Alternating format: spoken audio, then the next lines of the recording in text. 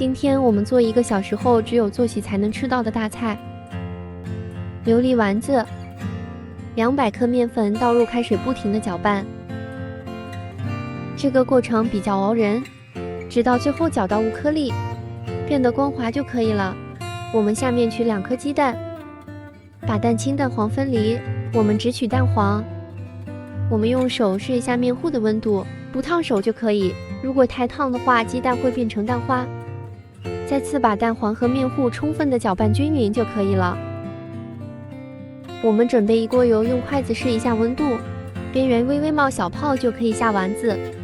这时候我们油温控制在中小火。我们第一次炸的目的是为了定型，让丸子吐出它的内心，这样炸出来的丸子每一个都是空心的。等炸到金黄色，我们捞出。我们准备一个剪刀，把吐出的内心全部剪掉。待油温升高，我们再复炸一次。炸制的过程中一定要漏勺不停地搅拌，让它们上色均匀。我们的丸子就炸好了。下面我们熬糖汁，3勺水2勺糖。这一步的诀窍就是开小火慢慢熬，中间不要搅拌。等炒到香油色，我们要不停地搅拌。最后把丸子倒进去，然后给它搅拌一下，让每一个丸子都裹上糖浆。最后撒上点白芝麻。准备一个铁盆，底部刷上油。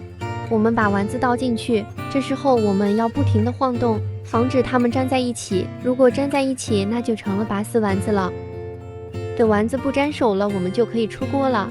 看一下颜色是不是很诱人呢？我先来尝一下。我的妈呀，这也太好吃了吧！我们掰开看一下，个个都是空心的。想吃吗？想吃你也来试试吧。